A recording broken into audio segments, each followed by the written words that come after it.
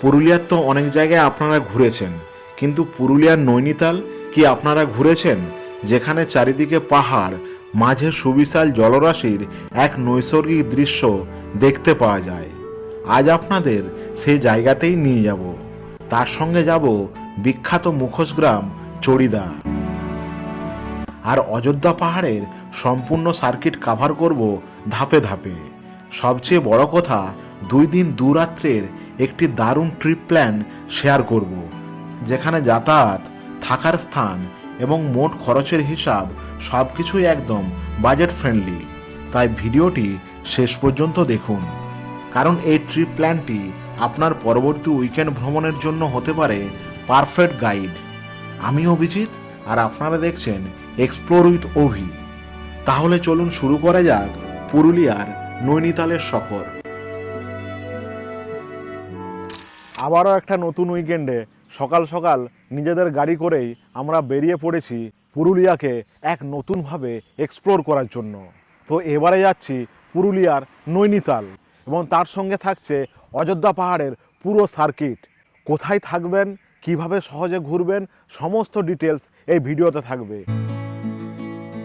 আজ আমাদের গন্তব্য পুরুলিয়ার নৈনিতাল পাড্ডি ড্যাম। আপনারা যদি ট্রেনে আসেন, সেক্ষেত্রে বরাভূম স্টেশনে নামবেন। বরাভূম স্টেশন থেকে পাড্ডি ড্যামের দূরত্ব প্রায় 15 কিলোমিটার।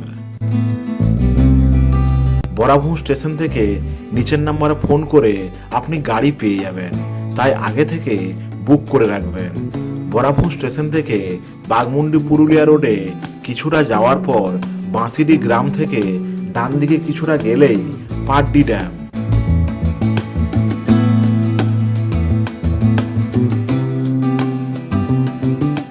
বর্তমানে আমি আছি পাড্ডি ড্যামে, যাকে পুরুলিয়ার নৈনিতাল বলা হয়। অসম্ভব সুন্দর একটি জায়গা, চারিদিকে পাহাড় আর পাহাড়ের সামনে লেক। সত্যিকারেই এটা মিনি নৈনিতাল। এই জায়গার মধ্যে আলাদা একটা ইউনিকনেস আছে। পুরুলিয়ার সবচেয়ে উঁচু পাহাড় গোরগাবুরুর কোলে অবস্থিত এই পাড্ডি ড্যাম ক্যামেরাতে যা দেখছেন তার থেকে অনেক বেশি সুন্দর। পর্যটকদের সেরকম ভাবে কোনো ভিড় থাকে না। অযোধ্যা পাহাড়ের অনেক জায়গায় দেখেছি, কিন্তু এই জায়গাটা সত্যিকারেই সেরা জায়গার মধ্যে একটা। এখানে একটি মাত্র দোকান রয়েছে এক স্থানীয় কাকার।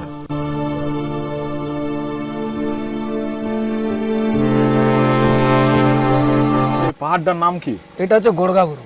গোরগাবুরু? গোরগাবুরু অযোধ্যার টপ এই পাহাড়টাই, মানে অযোধ্যার সবচেয়ে থেকে উঁচু। আর সামনে ড্যাম হচ্ছে পাড্ডি ড্যাম। এটা হচ্ছে পাড্ডি ড্যাম। আর এমনিতে বলা হয় আমরা পুপড়ে কোচার ড্যাম। কি কি? পুপড়ে কোচার ড্যাম। পুপড়ে কোচা? হ্যাঁ, পুপড়ে কোচা। বাড়িটা সামনেই? এই তো সামনে, মোটামুটি খেলে 2 কিলোমিটার। আর বলছিলাম এখানে থাকার জায়গা কি আছে? থাকার জায়গা এখানে একটা রিসোর্ট, আর নিচে আর একটা আছে। মানে দুটো আছে, ওটা নতুন হয়েছে, এটা পুরানা। আগে তো এই রাস্তাটা মোটামুটি ঝুড়ে ভর্তি ছিল। পুরা এটা কোনো মানে ড্যাম বলে ছিল না, টুরিস্টের কোনো স্পট নাই। এইটা তো ইতিমধ্যে করেছে। আর এখানে যদি একটা বোটিং এর ব্যবস্থা করা হয় না, খুব ভালো হয়। বোটিং ছিল, এই দিদির বোটিং ছিল একটা। এখানে কি করলো, মানে সেই আদিবাসীরা মানে ডুবাই দিল। তো আর কি করবে? ডুবাই দিল কেন? মানে সেই এখানে রাখিয়ে দিত, তো যে যা পাখি সেই চালাতো। বুঝলে তো, তোমার জিনিস তোমার লোক নাই, তো একটা ছেলে আলে ওহরই চলে গেল জলের ভিতরে। এইভাবে মানে বোটিংটা ডুবাই নিয়েছে। তারপর আর নতুন বোট চালু করা না। এর মধ্যে তো এই এমএল আমাদের সুশান্ত বলেছে, তো এই বাঘমুন্ডি বলছে এবার এখানে বোটিং হবে। যারা নির্জন প্রকৃতি, পাহাড় আর জলাধারের সৌন্দর্য উপভোগ করতে চান, তাদের জন্য এই জায়গা একদম পারফেক্ট। পাড্ডি ড্যাম থেকে রিটার্ন করছিলাম, সেই পথে এই শাল জঙ্গলটা পেলাম। এই যে বসন্তের যে শাল জঙ্গল, তার যে প্রাকৃতিক সৌন্দর্য, তা দেখার মতো। এমনিতে শাল জঙ্গল বর্ষাতে তো ভালো লাগেই, একবার বসন্তে এসে দেখুন। এরপরে আমাদের গন্তব্য বাঘমুন্ডি।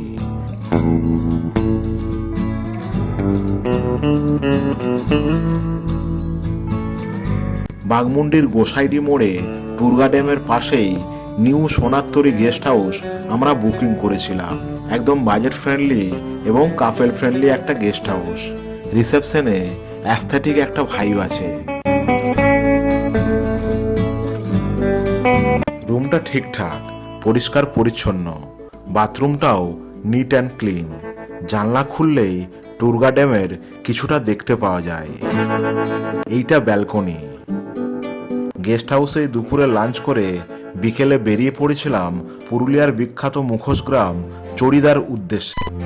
বাঘমুন্ডি থেকে 4 কিলোমিটার দূরত্বে। চড়িদা গ্রামের শুরুতেই আলাদা একটি পার্কিং রয়েছে। গ্রামে ঢুকতেই চোখে পড়ল অসংখ্য রঙিন মুখোশ। ছোট বড় নানা আকারের এই মুখোশগুলো পুরুলিয়ার বিখ্যাত ছৌ নৃত্যের অন্যতম পরিচয়। দেবদেবী, অসুর প্রাণী, পৌরাণিক চরিত্র সবারই মুখোশ তৈরি হয় এই গ্রামে। এই গ্রামের প্রত্যেকটি বাড়ি যেন ছোট্ট শিল্প কলা কেন্দ্র। আজ চড়িদার মুখোশ শুধু ভারতের বিভিন্ন রাজ্যেই নয়, বিদেশেও রপ্তানি হয়। ফলে এই ছোট্ট গ্রামটি আন্তর্জাতিক পর্যায়ে যথেষ্ট নাম রয়েছে। সবচেয়ে অবাক করার বিষয় হলো এই মুখোশ তৈরির পুরো প্রসেসটা হাতে করা হয়। প্রথমে মাটির ছাঁচ তৈরি করা হয়, তারপর তার উপর কাগজ এবং কাপড়ের স্তর বসানো হয়। শুকিয়ে গেলে শুরু হয় রঙের কাজ।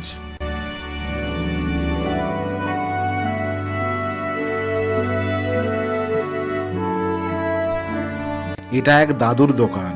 এই মা দুর্গার মুখোশের দাম শুনে চমকে গেলাম। এত বড় মুখোশের দাম মাত্র 500 টাকা। আর বলল মাটিতে পড়লেও নাকি ভাঙবে না, তাই নিয়েই নিলাম।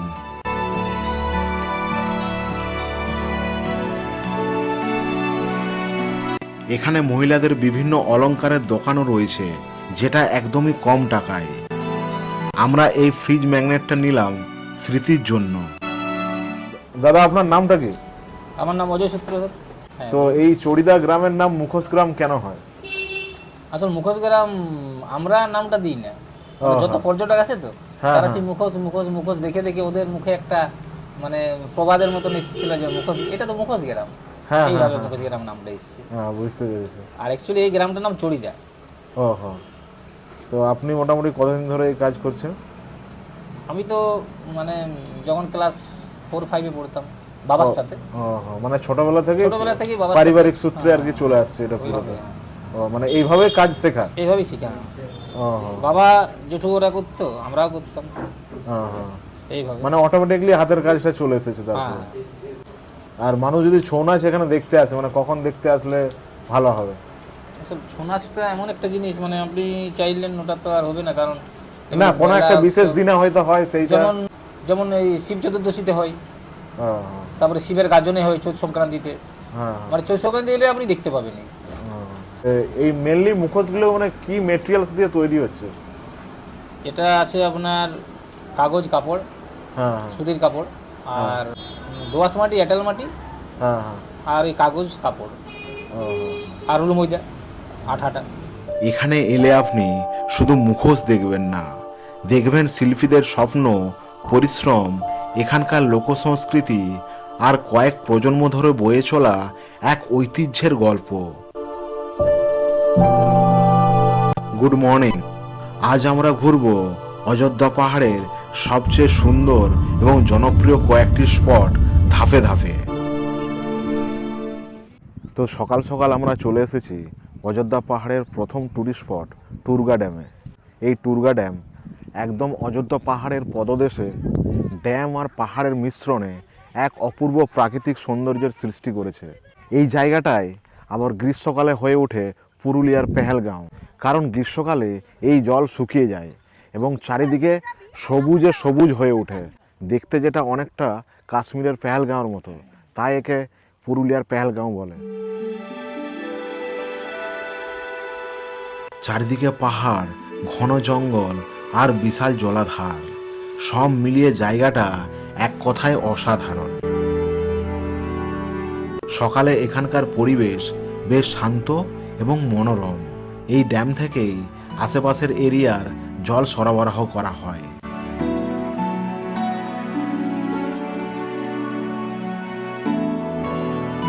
অযোধ্যা পাহাড় ঘুরতে এলে শুধু গন্তব্য নয়, রাস্তার প্রেমেও পড়বেন। পাহাড় আর আঁকামাকা পথ বেশ অ্যাডভেঞ্চারাস।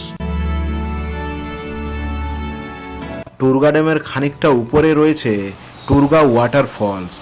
প্রায় ৩৬ সিঁড়ি বেয়ে নিচে নামতে হয়। পাহাড়ি পাথরের গা বেয়ে জল নেমে এসে তৈরি করেছে এক মনোমুগ্ধকর দৃশ্য। চারিদিকে নির্জনতা, তার সঙ্গে এই জলপ্রপাতের আওয়াজটা আমার দারুণ লেগেছে। মাত্র 30টা সিঁড়ি উঠানামা করে এই অবস্থা, সঙ্গে সঙ্গে নিম্বু পানি। এবার চলুন আজকের সবচেয়ে অ্যাডভেঞ্চারাস স্পট বামিনী ফলস। বামিনী ফলসে পৌঁছানোর জন্য কিছুটা হাঁটতে হয়, বেশ কিছু সিঁড়ি নামতে হয়। 300টা সিঁড়ি বলছে, নেমে তো যাবো, টাকাই তো কষ্টে।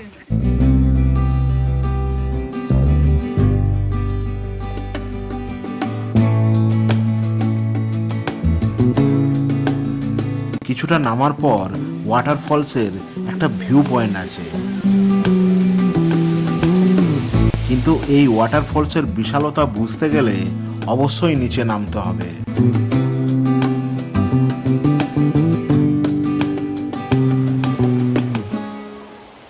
আমি বর্তমানে রয়েছি বামিনী ওয়াটারফলসে, অযোধ্যা পাহাড়ের সব থেকে সুন্দর জলপ্রপাত। এই জলপ্রপাতের এইরকম সুন্দর ভিউ দেখতে গেলে 350 থেকে 400টা সিঁড়ি বেয়ে নিচে নামতে হবে, তারপরে এরকম সুন্দর ভিউ পাবেন। সুন্দর ভিউর জন্য কিন্তু একটু কষ্ট করে নিচে নামতেই হবে, উপর থেকে কিন্তু এতটা সুন্দর ভিউ আপনি পাবেন না।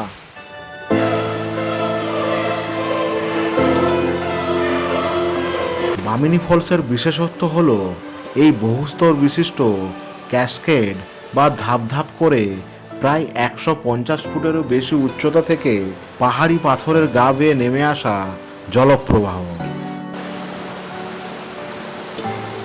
বামিনী ফলস এমন একটা জায়গা যেখানে পৌঁছানোর আগে হাঁপ ছুটে যায়, আর পৌঁছানোর পর চোখ জুড়িয়ে যায়।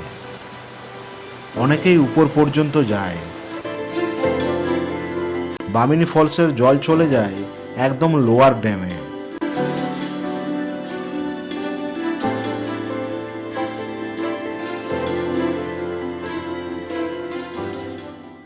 সিঁড়ি ওঠানামা করে অবস্থা একদম খারাপ, তাই এই জল পান। আমরা এখন লেবুর জল খাচ্ছি। তো এত জিনিস এখানে মেশানো হলো, সবকিছু মিলে বরফ দিয়েছে, জলজিরা, তারপর লেবু দিয়ে ওই যে মিষ্টির একটা কি সিরাপ বললো, মিষ্টির জলের শরবত, তারপর চিনির গুঁড়ো দিয়ে আবার বরফ আর অনেক জিনিস মিশিয়ে এটা বানিয়েছে। খুব সুন্দর খেতে কিন্তু। বামিনী ফলসের গর্জন আর পাহাড়ি সৌন্দর্য উপভোগ করার পর এবার আমরা চলেছি অযোধ্যা পাহাড়ের সবচেয়ে রহস্যময় এবং ফটোজেনিক জায়গাগুলোর মধ্যে একটি মার্বেল লেক। বর্তমানে আমি আছি মার্বেল লেকে, যেটা বামিনী ওয়াটারফলস থেকে খুব কাছেই, 2.4 কিলোমিটার ডিস্টেন্সে। অপূর্ব একটি জায়গা।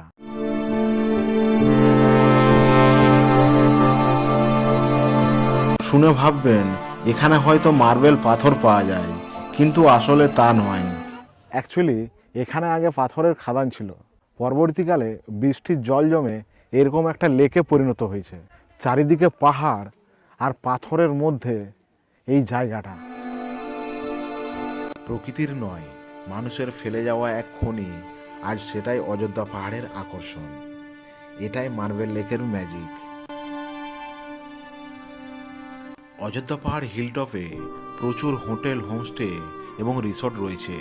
বেশ কিছু ভালো হোটেল এবং রিসর্টের ডিটেলস দিয়ে রাখলাম, আপনার বাজেট অনুসারে বুক করে নেবেন। এবং কম টাকায় থাকার জন্য গভর্নমেন্টের দুটি লজ আছে, নিহারিকা এবং মালবিকা, সেটারও ডিটেলস দিয়ে রাখলাম। দুপুরের লাঞ্চের জন্য হিলটপের একদম শুরুতেই মেন রাস্তার ধারে পলাশবাড়ি রেস্তোরাঁতে এলাম। এই রেস্টুরেন্টের খুব নাম শুনেছিলাম। লাঞ্চে মাছের থালি অর্ডার করেছিলাম। খাবারের কোয়ালিটি বেশ ভালোই। আমরা এসে উঠলাম অযোধ্যা ইকোনেস্ট রিসর্টে, হিলটপের একদম মেন রাস্তার পাশেই। আগে থেকে বুক করিনি, অন স্পট বুকিং করেছিলাম। বাইরে থেকে রিসর্টের লুকটা বেশ ভালোই। রুমটা AC double bedded, dressing table রয়েছে। আর সবচেয়ে ভালো লেগেছে এই ওপেন ব্যালকনি এরিয়াটা।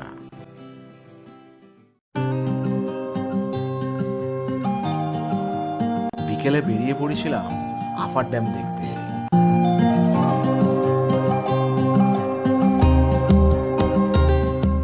বর্তমানে আমি এখন আছি আফার ড্যামে। একদম শান্ত স্নিগ্ধ পরিবেশ, ঠান্ডা হাওয়া আর সামনে বিস্তীর্ণ জলরাশি। বিকালে সময় কাটানোর জন্য একদম পারফেক্ট জায়গা। অযোধ্যা পাহাড়ে হৃদয় যদি হয় জঙ্গল, তাহলে তার স্পন্দন লুকিয়ে আছে এই আফার ড্যামের শান্ত জলের মধ্যে।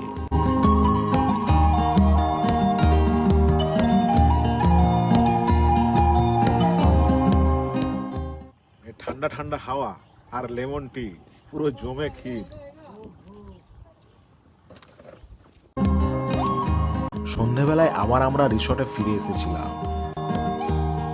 এই হলো আমাদের 2 দিন 2 রাত্রির পুরুলিয়ার নৈনিতাল এবং অযোধ্যা পাহাড়ের সফর। সব মিলিয়ে আনুমানিক খরচ জনপ্রতি 4000 টাকা।